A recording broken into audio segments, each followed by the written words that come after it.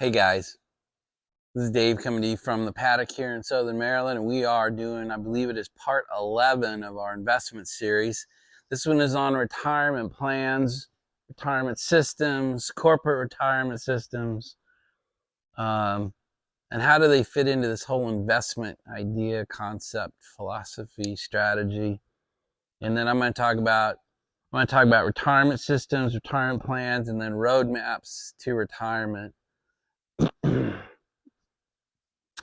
Being born, I'm just sticking with my nice fancy meerschaum that I bought with the church warden stem, and I'm still got a bowl.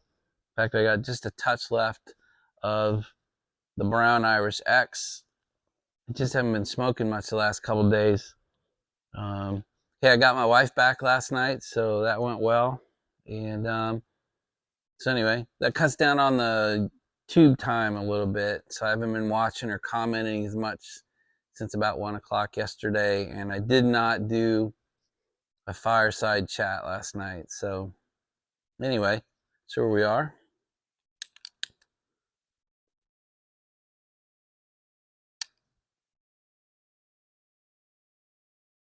Thank you, Greg.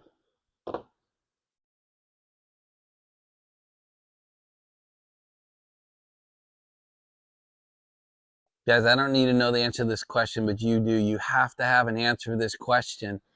Do you have a plan for retirement? Do you have a roadmap from where you are today to your retirement? I'm not going to talk about it now. I'm going to do what I said I was going to do. I'm going to do 401ks and how they fit in. But then I'm going to go into what is a roadmap to retirement? What are the components that I expect in them? You know, and what are the red flags, the triggers? If you don't have one, if you're just praying for retirement, that's a problem.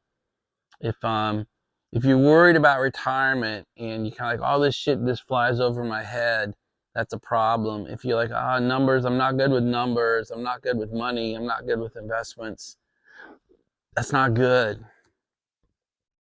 And I would beg you, implore you to go beyond the I'm not good at that and get to the point where you have a roadmap. All right, so enough preachiness for now. All right, guys, some background, some lingo, some history, some definitions.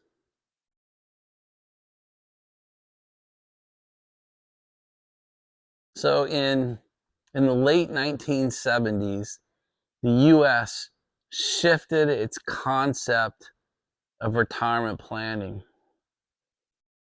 I think it was until about 1976. We're going to go to the screens and do a little bit of history on the screens. But in the late 70s, we shifted how we think about retirement planning. We used to do what was called a defined benefit program. And that's what we now call, the old-fashioned pension plans. And that meant the company was responsible for what you received, the benefit you received, and you had a defined benefit that you would receive at the end of some time, 20, 25, 30 years. Even today with the US government, they still are using that kind of system. They have a length of service requirement and an age requirement. You have to have 30 years and be 55, or 25 years and 50, or 30 years and 50. I mean, you have to have both components to trigger the use of a US federal government pension plan. But we shifted away from that to what's called a defined contribution because companies realized they were taking on too much risk, financial risk, guaranteeing you a return or an amount. What they wanted to do is switch to, we're going to define what we're willing to contribute, and how you manage it is up to you. So the return you get, the benefit you get, the money you get at the end of this process is your problem, not mine. And that's called a defined contribution plan. So we went from defined benefit to defined contribution. And man, those little words, that's a monster change, right? It lays all of the responsibility for planning on you. All they're saying is we're going to contribute this much, and what you do with it is really up to you. So we went from pension to what's really called the 401k system, or IRAs. But 401k is really the tax code, right? It's the chapter and verse, and that's the header. That's where the 401k comes from. Inside the Code of Federal Regulations, the CFR, the laws of the United States. All the laws in the United States are contained in one place called the CFR, the Code of Federal Regulation. And there's volumes and chapters and headers, and the tax code inside the CFR. There's a 401k section. That's where that name kind of comes from. And then some years later, they found out that, you know, people who are self-employed don't have an employer. You're your own employer, and they couldn't contribute to IRAs or 401k, so they created what we call the SEPs, the SEP, Samuel Edward Peter SEP. Okay, what it really is a simplified employee pension, and that's where the SEP comes from. So SEP plans are simplified employee pension, and they're really meant for people who are self-employed. And then the last thing is we have 401ks and Roth 401ks.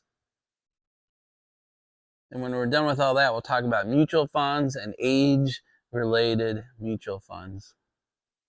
We'll go to the screens now. We'll talk a little bit more in detail. Okay, guys, so we'll start here. Where does the 401k come from? So you can see right here, 1978, the Revenue Act of 1978. And they said it would go into effect on January 1st of 1980.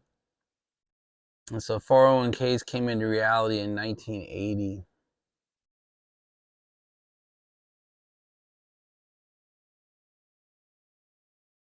And then the IRS took it up in 1981. And what they said was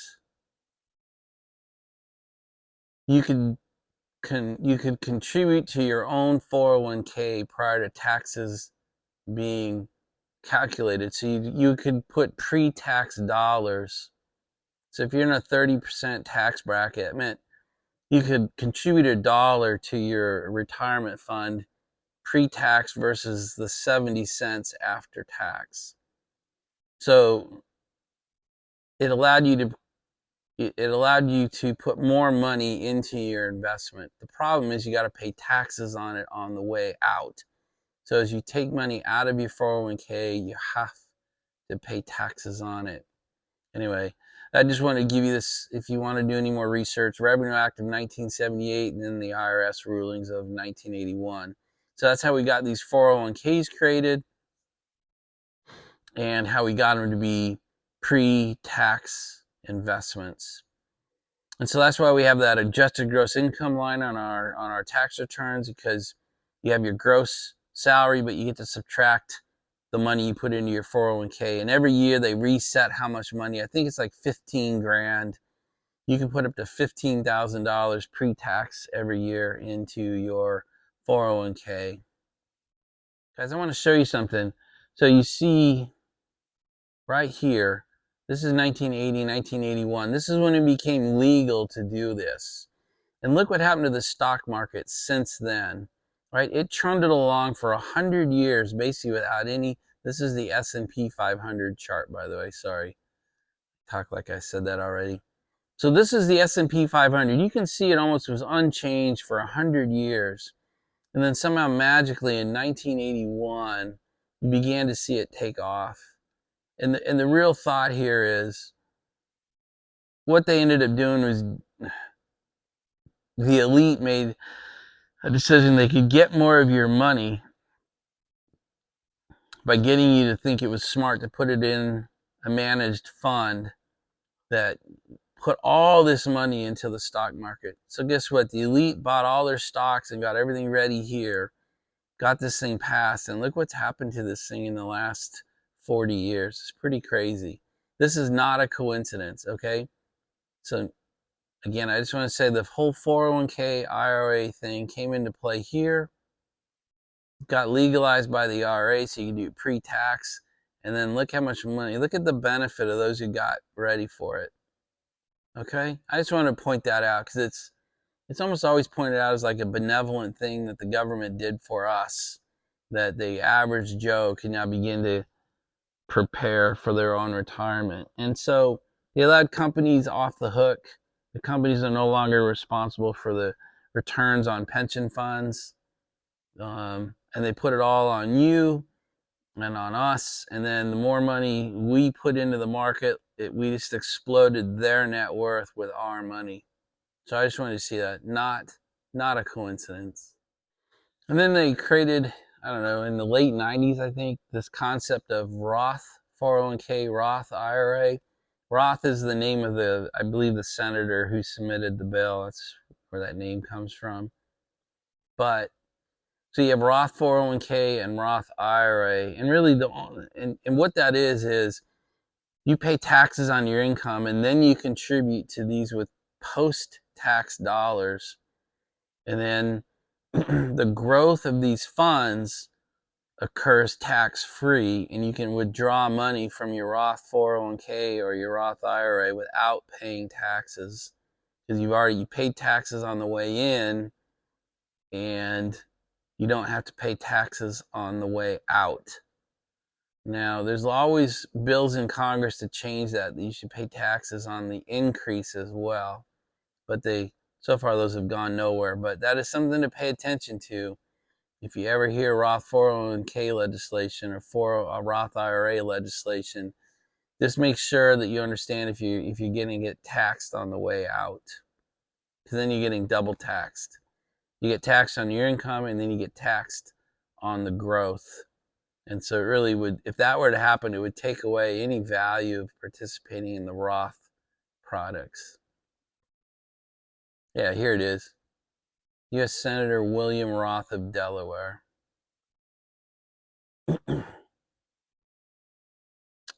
So one of the big issues was Roth IRAs have an income level. You can't, if you make over $153,000 a year, or as a couple, you have more than $228,000, you can't participate in Roth IRAs. And that is not true with the Roth IRA. All right. So I'm just going to leave it there. You can do more research if you want, but that is the birth and the purposes of the Roth IRA and the Roth 401k. And so that last category that we talked about was the SEP, the Simplified Employee Pension. And so you can do some more research on it, but it was really just set up so that you, as a self-employed person, could set up your own 401k or simple IRA. And as long as you had auto enrollment, that was one of the requirements of the law. You had to have auto enrollment. You could then make pre-tax dollar contributions to your own IRA, even though you're self-employed. And I think that's enough for here. We're just, we're back on Investopedia.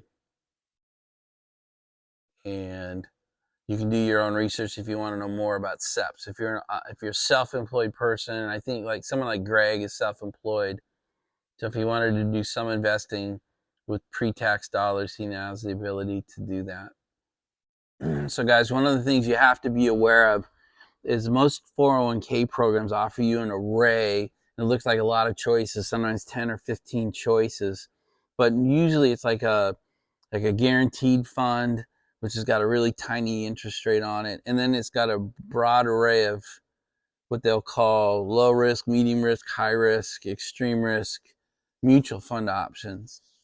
But whatever stripe you fall into, the concept I need you to understand is there are fees associated with 401k programs.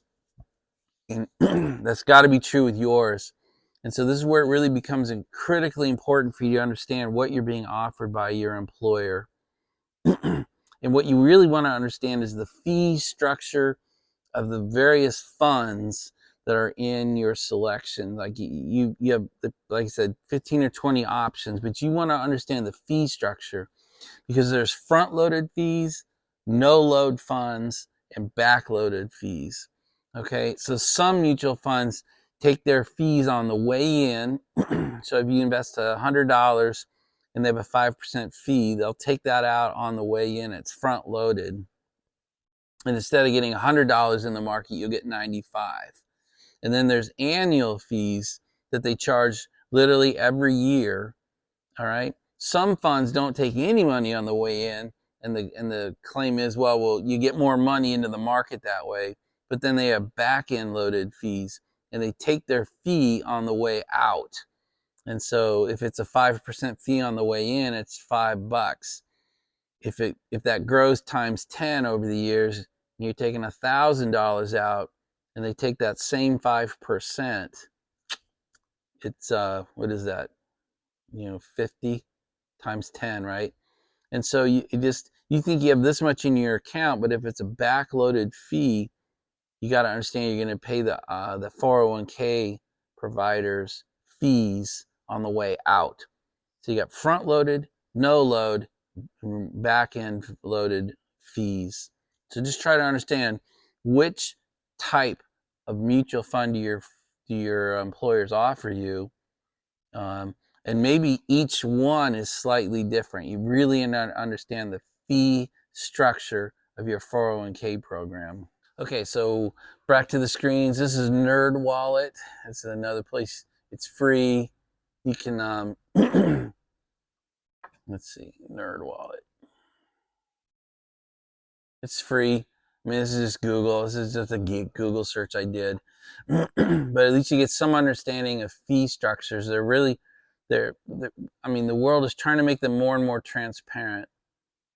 So here you can see fund expense ratios, typically 0.25% to 1% of your investment of the fund per year. So that means every year they're going to take 1% out of your investment fund and pay themselves a fee. So if you got a 5% return, no, you didn't. They're going to take 1. So you're going to get 4% a year. So just be aware of these fees. And it's saying here you have 2 types you got to be careful of, right? You got to be careful of the annual fund operating expenses and shareholder fees. And you see what that is? Sales commissions and other one-time costs. Pretty broad buckets. So what they're saying is their annual fees are normally 0.25% to 1%, right? We just talked about that. But then there's shareholder fees. And look at this. They list what they are, but they don't tell you how much you should be looking out for. So that makes me a little nervous. You need to understand your fee structure of the mutual funds you have in there. And then down here they begin to talk about no load funds. Okay.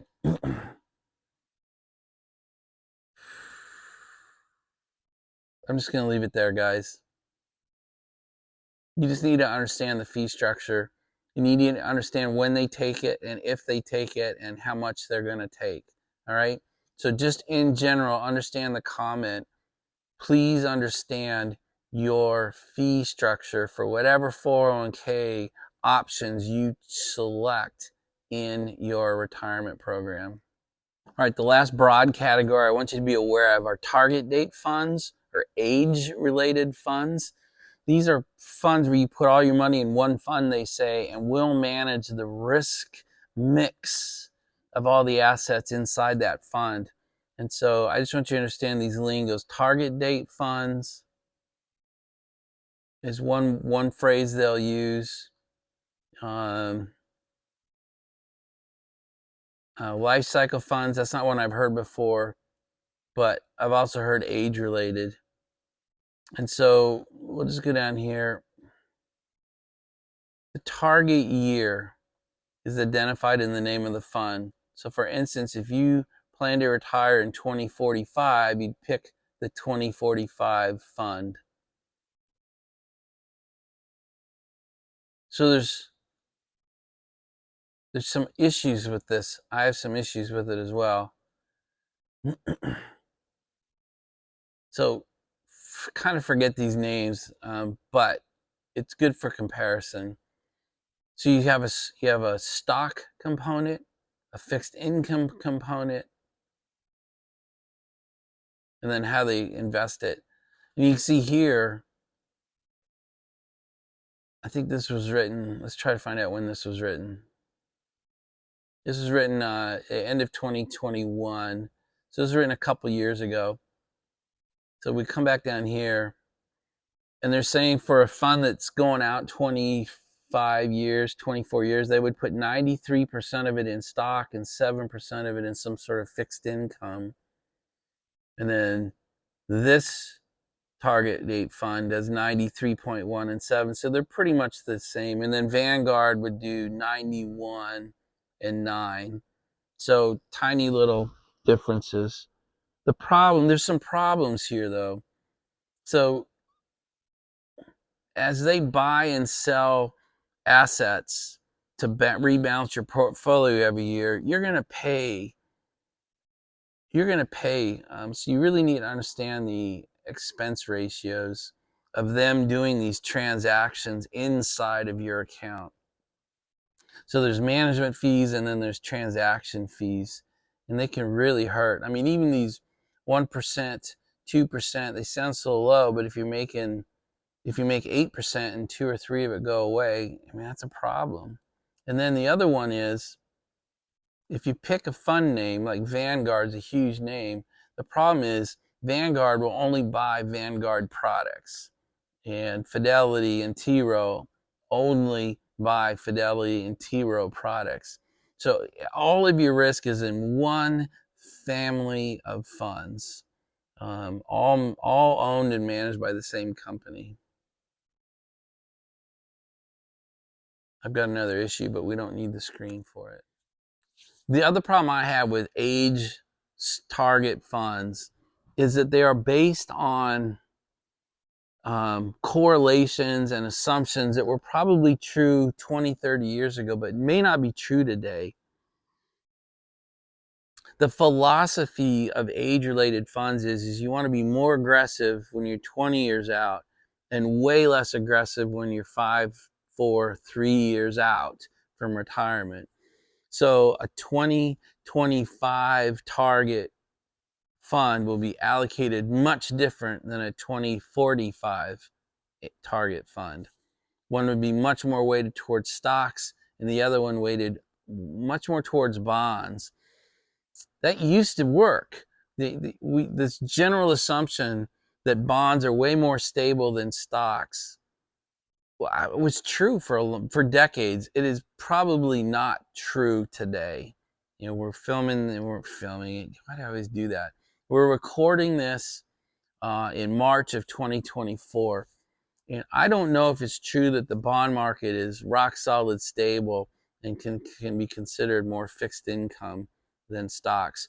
So you have to be, if you choose to select a target age fund, you need to understand the philosophy they're going to use in the allocation, because you don't have any say in the allocation. You just choose that fund, put your money into it, and they manage the risk level. And I'd like to know what model you're using. What's your strategy when you do that? And then what are the fees? If you sometimes it's called account churn, right? They make money when they buy and sell assets and change your allocation. So the more they do that, the more commission they make, the more fees get taken out of your account. So you want to avoid churn in your investment accounts if you can. But although they're talking nice words to you, they feed their family on by how much account churn they can create inside of these target funds. So just be aware of that. Fees and the strategy that they use and the philosophy that it is built upon are things you really need to get an understanding of if you choose target age retirement funds. Okay, we're going to move on to the next concept for now. The next concept is self-directed retirement plans. Your company may or may not offer you, as one of your options, self-directed pension or self-directed retirement program. That means it's not managed for you. That means you're not choosing to break your money up across a couple of different 401k funds or mutual funds, sorry. You're choosing to put your money, or some of it anyway, in the self-managed, self-directed is usually the phrase you see. And then you tell the investment company where you want your money invested. Typically, the money doesn't come out to you and then you manage the money. You tell them how to do it. Your company hires an investment firm to come up with options for the company. And the company pays that company, that investment firm, to do that. That's what we did. I mean, my company, we hired a local firm and they came up with options and managed those options for us. And we had to review them every year. As the CEO, I was the financial fiduciary, if you want more lingo. And legally, I had to review the performance of each of the options that we presented my staff and the performance of all those options against what we had expected them to be that year. And did we want to make any changes? Did we want to say, hey, these two funds, these two options are not performing as we expected them to. We're dropping them and picking up these two in place of that. Well, that causes concern. We have employees, you have money in there and it's being dropped. You're making people move their money. You're causing some churn. But anyway, you need to investigate and see, does your company offer the alternative, the option to have a self-directed portion of your retirement program? All right, guys, we're back to the screens for a minute. Self-directed IRA, self-directed assets for retirement. Kind of here's the point. Individual retirement accounts are a great way to invest. But right here, certain assets are off limits. So if you want to, you can then you create a self-directed IRA.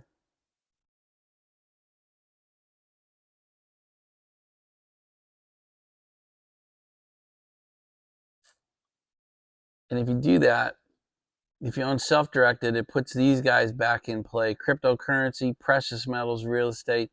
You can make investments out of a self-directed IRA or 401k into these kinds of assets. Normally, you cannot in your standard corporate retirement options. You cannot do this. Now, cryptocurrency, the ETFs have been released in the last 45 days, so that you might have a crypto option now to buy crypto ETFs. Anyway, we're at Forbes.com, so you can do some more research here. Self-directed IRA, self-directed accounts. And then here's another one. This is Investopedia. This is another that also, these are all free places you can Google up. So they're just saying, look, you can go with your own direction or you can let the robots do it. It allows you, you decide what to buy, when to buy, and when to sell based on your research, your knowledge, and your risk tolerance. Okay? The second point of difference is the level of expertise and time commitment required. Okay? You are taking control of your own future, which I like, but you have to decide. This is that know thyself. All right? And then you can look up robo-advisors. I don't use them, but that doesn't mean they're bad. I just don't use them. All right, that's enough on this.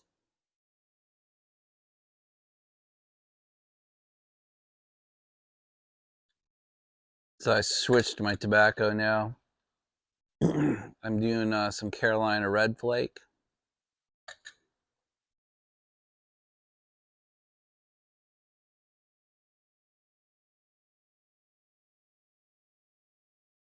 So how does this fit into all the other shit we've been talking about in the investment series? Today we talked about 401k, IRA, defined pension, defined benefit, defined contributions, self-simplified or self-employed IRAs, age-related, age-targeted mutual funds, mutual fund fees, front load, no load, back load, self-directed. How does this all link into all the options, all the alternatives that we brought up the prior 10 videos? There's two parts to this answer. The first one is it sort of doesn't fit very well. The reason is most of your corporate retirement programs, plans, don't offer you options or alternatives to play directly with an ETF that you want, or pick individual stocks like you'd like, or buy gold or silver, or buy Bitcoin or any other crypto, or purchase real estate. I mean, they just don't allow it. They basically put up an array of mutual funds. There'll be like a guaranteed bond one, and you only have an array of mutual funds. So it doesn't really fit because you're essentially you're trying to select among the best among the worst. You're basically just trying to say which of these mutual fund stripes or alternatives sound best to me. When I look at the fee structure and the past performance, that 3-year, 5-year, 7-year, 10-year window that they usually provide for each one, which one, you're almost picking that on your own, like totally forget the rest for a minute. You're trying to pick the best option that is provided you. So it doesn't really fit. It fits more into that roadmap to retirement that I talked about at the beginning. And that's where we're headed next. So we're going to finish this up, and then we're going to talk about roadmap to retirement. The simple way to think about it is your company's, your employer's retirement program essentially acts as another, like an 11th thing, right? It's a funding source that you choose how to sprinkle the funds down into your selections. If you have a self-directed option, that opens up how many pipes you can sprinkle those funds into. If you do not have a self-directed option, you have a very limited 5, 10, 15 mutual fund option you can sprinkle those funds into. So the 401k system is a little bit outside of what we've been talking about, and it can be considered a funding source. So your retirement program, your retirement account with your employer is one funding source. You fund it, and then you decide how it gets sprinkled into these mutual fund options. We have one other thing to talk about, and then we'll move on to roadmap. So the last subject about the corporate employee retirement programs is matching funds. This is probably the most important part. Most employers offer some sort of matching. The IRS is easier on them. The auditors are easier on them if they offer programs, if a company offers matching funds. Most will find some way to match dollar for dollar to 5% of your salary. That means if you put 5% of your salary into their retirement program, they'll match it with 5%. Now, sometimes it's got a little bit more complicated system, like we match 2 to 1 for the first percent. We match 1 for 1 for the second and third percent, and we match a half for the fourth and the fifth percent. Usually it adds up to, if you put in 5%, we'll put in 5%. You really need to understand what is the maximum value they'll match to. And it is my recommendation, my thought, you have to do that. It's essentially giving yourself a raise. It's essentially giving you 5% return on your salary without having done anything yet. Forget what option you choose to put it into. I think you're foolish not to maximize the matching benefit as the minimum point of your contribution into your employer's retirement program. Because you get an immediate 100% return, right? You put in 5%, you get 5%, you're immediately doubling your money, all right? That is hard to beat. If you were to take that same dollar amount, 5%, and put it in the market or put it in some other investment, you'd be hard pressed to double your money. So that is the first thing I would look at and do.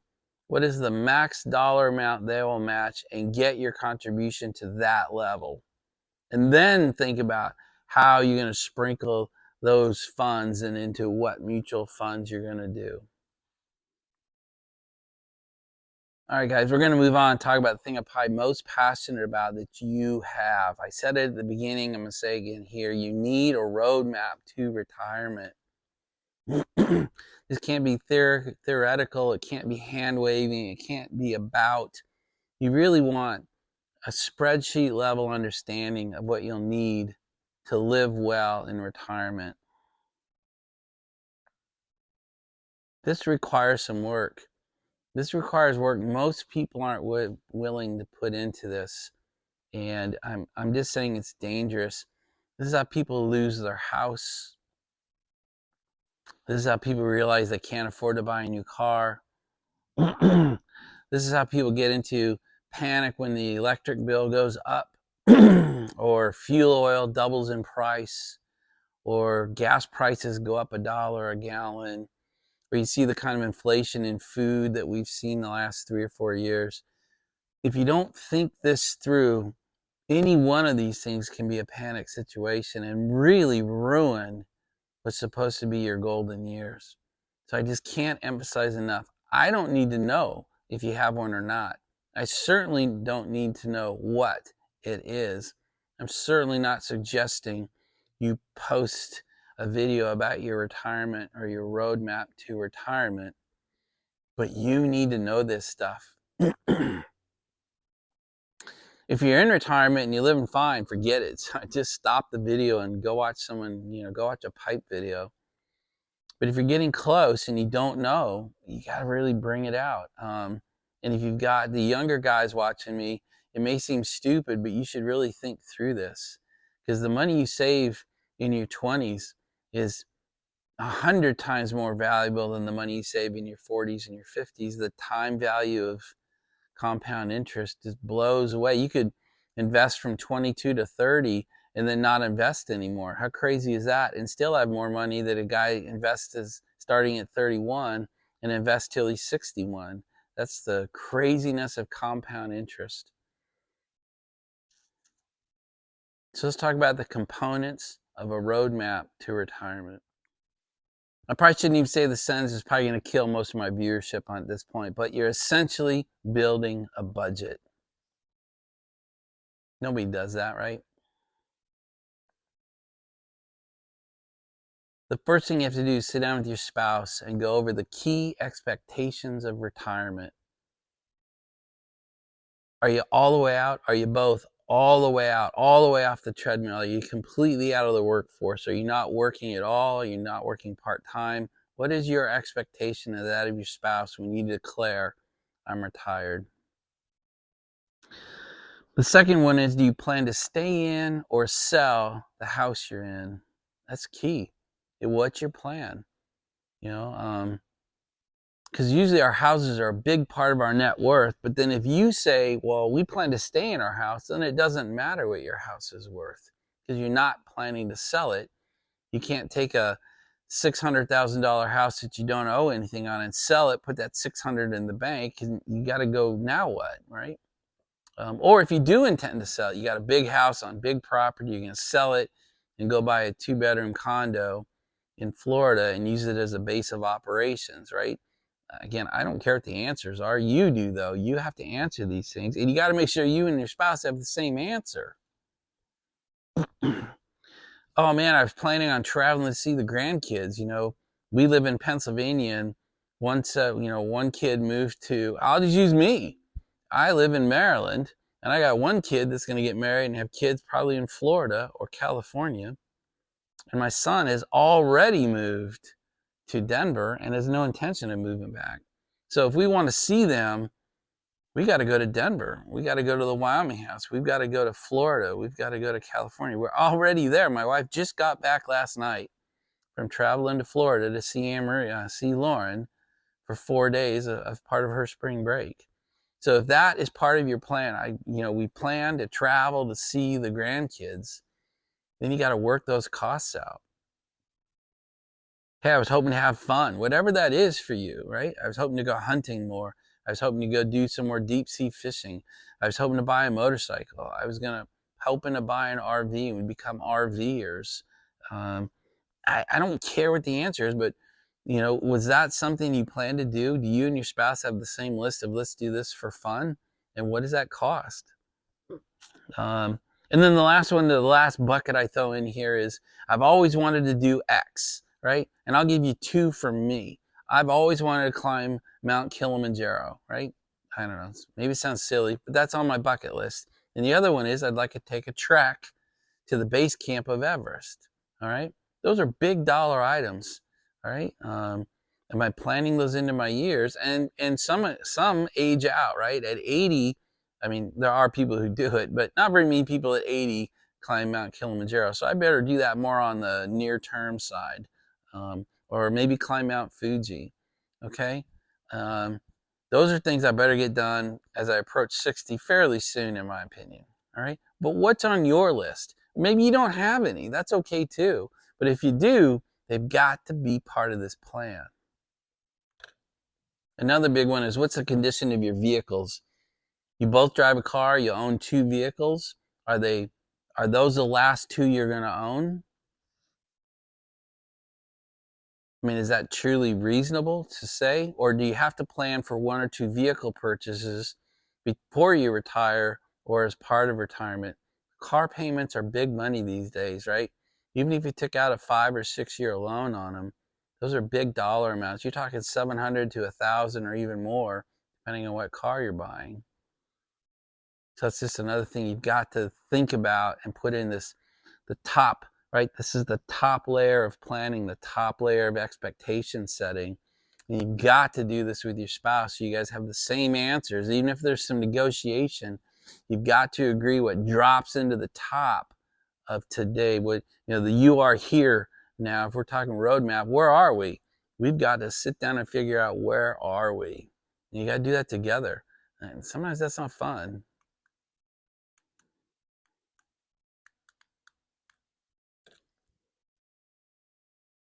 You have to figure out what your expenses are.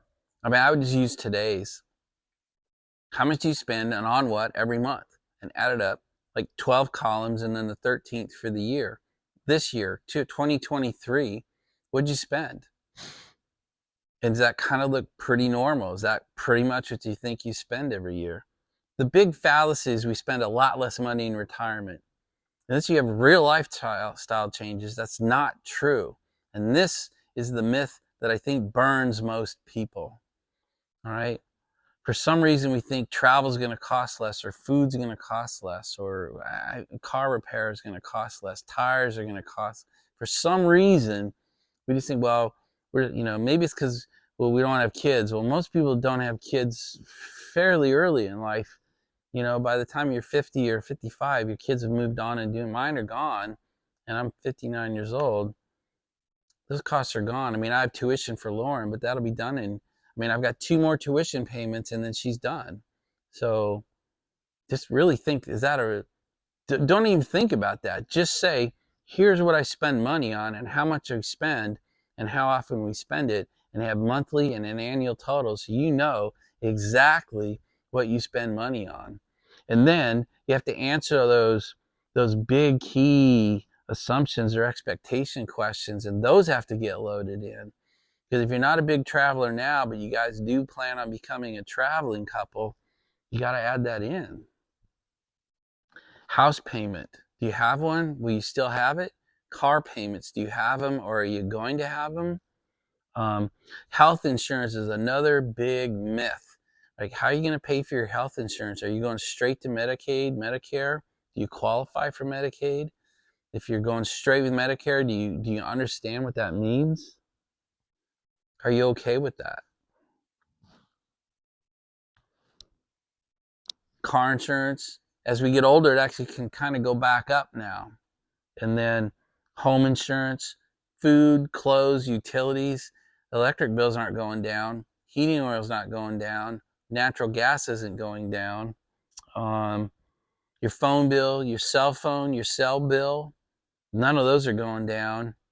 Are you paying for internet? Are you paying for cable TV? I mean, all those things, are you going to stop doing those? Are you getting rid of all your cell phones? I doubt it. Do you need to buy new cell phones? How often do you buy them? Every 5 years? Some people do it every year.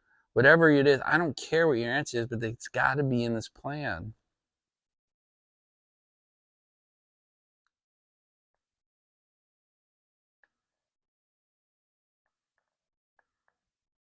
I promise this is going somewhere. I promise you I'm going to tie it together. Just come with me. So you now have your big expectations laid out. You've got all the money that is leaving you, that you are paying in bills, all laid out. You've gone over them and said, we need to take some out, we need to add some in, and you now have a very good idea of what retirement expenses look like. What is your life costs going to look like in retirement? Whether it be a year from now or 20 years from now, you really got to know that number. So it's time to switch over to the income or the revenue side of the budget.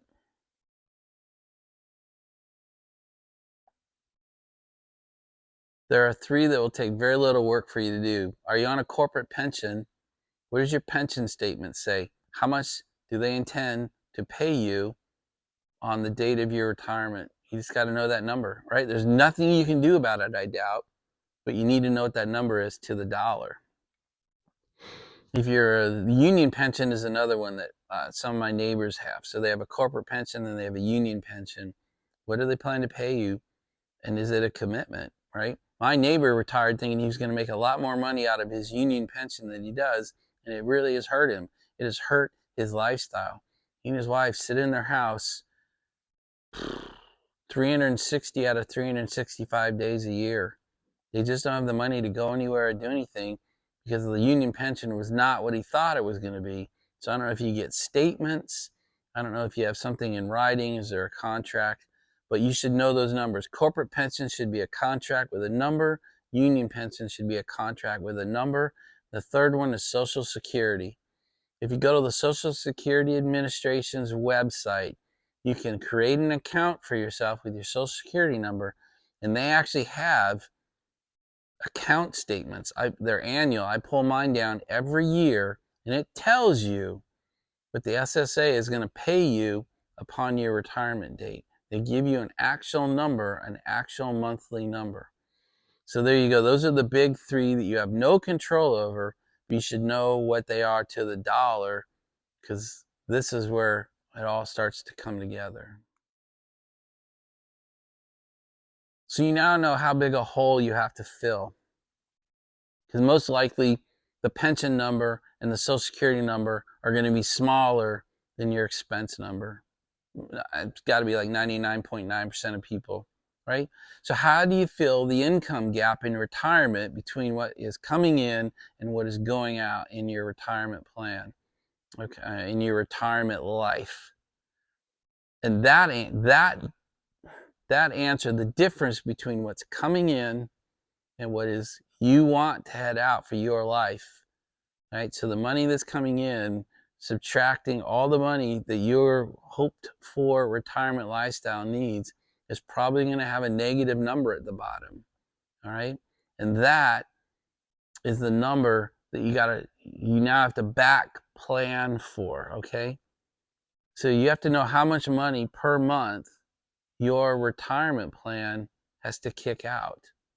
Okay, so whether it be a 401k or an IRA or a self-directed or the investments we talked about over the last 10 videos, you now know what that number has to be. And you can now begin to look at, particularly if you're an employee, how much money does your 401k plan need to kick out to you as a distribution in cash every month? And is it a tax-free kick out? Is it a tax-free cash distribution to you? Or are you going to have to pay tax on that income? Because if you have to pay tax on it, you got to figure out what tax bracket you're in, 30%, 25%, whatever it is. You have to put a tax line in your income, in your budget.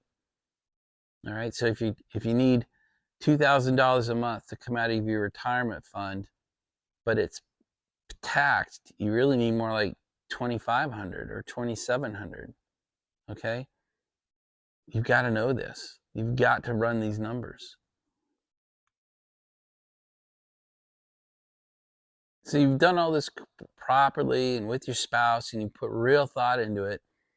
You now know how big a gap you have, and can your employer sponsored retirement program, is the balance that you have in that account and at the performance percentages that it is currently performing at, going to spit that kind of money out? Or do you need to start taking distribution of the principal value as well as the investment return? And then if you need $2,700 a month from your retirement program, but it's only throwing off $1,000 a month, $1,700 a month is going to come out of that principal. So if you have a $200,000 in the retirement program, you divide that by $1,700 or $1,000 a month, and you know how long it's going to last. But every time you take a principal withdrawal, it reduces the performance, right? If you have $100,000 and you take two out, 98,000 at that investment is not as much as 100, right? You're not going to pull as much investment income out of it as you reduce the capital. So you have to be careful. There are people who do this for a living, by the way, that help you put these budgets and spreadsheets together.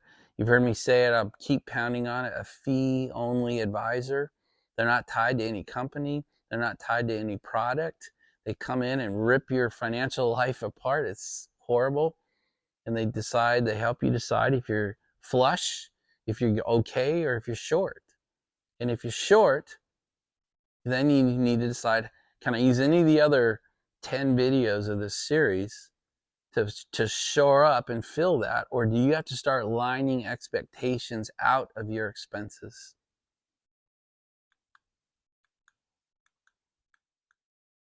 What many of you will probably find is that once you've laid out all your expenses, your planned expenses for your retirement life, and you look at the revenue stream that's headed towards you, you're going to have a shortfall. That's just a fact. So you're either going to reduce your expectations of your retirement lifestyle, or you're going to find a way to generate the income and patch that hole. So for example, let's say you're $1,000 a month short. You've got to find a way, and the last 10 videos kind of lay out different ways of doing it. You got to find a way to make $1,000 extra a month in portfolio returns. All right. And that may be, I'm going to put some money into my CDs that make 5%. I'm going to put some money into the ETFs that might get me 8 or 9 or 10%. Maybe you find a bond that throws you 7 or 8%, and you can find a way to generate that $1,000. And so if you can find a way to kludge together a 6 or 7% a year return, and you're able to put an extra $100,000 between now and retirement in place, you're gonna be fine. These numbers, so you have to know how big the hole is. So I got to patch $1,000 a month hole. What kind of return do you think you can craft together? Not in your retirement program, but now you're back through these other videos. How much money do you have to get into that account at that planned return to plug the $1,000 hole? It may mean you defer retirement 2, 5, 10 years to attain the lifestyle you look for. And what I generally find with people is you have to do both. You're going to defer a few years, and you're going to reduce your expectations of what retirement lifestyle is like, and then you can make these work. But until you have a So you have it all out there, you have these conversations, you lay it out on a spreadsheet, and you start going through numbers. It's very hard to know if you're good or not, right? And a lot of us go, oh no, I think I'm good. Based on what? Um, and some of the answers I'm hearing, well, I'm too old to worry about this. I'm too stupid about numbers to go through this. I don't understand investments enough to do this. This is all going over my head. These are very dangerous sentences um, if you don't have a roadmap to your retirement plan. So we're kind of drawn to the close of this 401k retirement system video. The roadmap to retirement is where it all gets pulled together. Most of you won't have self-directed alternatives. So you have to treat your 401k, your IRAs as one additional investment alternative to all the ones we've talked about. If you do have self-directed, you can use that money and move over and decide where you want to sprinkle that money in a self-directed format. A lot of plans don't allow that. So it's either going to be a standalone stripe or it's going to be a funding source for the other stripes. That's the real basic answer for how 401ks and IRAs will fit into this.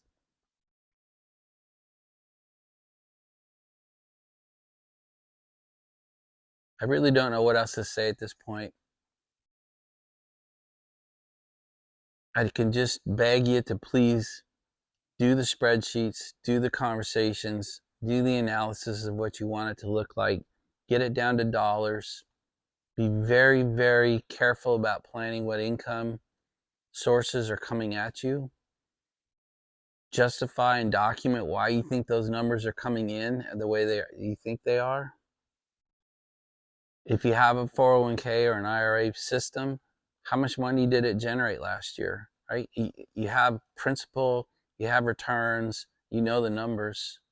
How short is your investment program from funding your desired retirement life? And then what do you want to do about it? Do you want to reduce expectations? Do you want to make spending decision changes today? And you want to change your investment portfolio to hopefully generate a little bit higher return? Those are all the options. You can do most of this on your own because it's all about you. What is your retirement program? What's your pension program? What's the SSA giving you? What do you spend? What do you want your retirement life to look like? You can do that completely on your own, you and your spouse. If you then find out you have a shortfall, designing a system to fill the shortfall is what you'll need a fee-only advisor for. Guys, that's it. I'm going to shut up. I'm going to shove all this together. I'm going to get this up. Get a roadmap. And it's just, if you take one sentence away from this, it's get a roadmap to retirement built. Don't hide behind, I don't know how to do this. Don't hide behind, I don't understand numbers. Don't hide behind, I don't get any of this. Don't hide behind, I'm bad with money. Don't do that. Clear all those berries out of the way and spend the next month or two just really building what life will look like financially. It is way, way, way better to know you have a financial cliff out in front of you, 1 year, 5 year, 10 years out in front of you, than to drive off the cliff and realize there was a cliff there. And that's what most people do. And that's how you lose your house. You can't travel. You don't see the kids. Some really bad shit happens if you drive off the cliff and then realize the cliff was there. God, I hope this helps. Talk back to me, ask questions, and we will talk again tomorrow on Friday. Bye, you guys.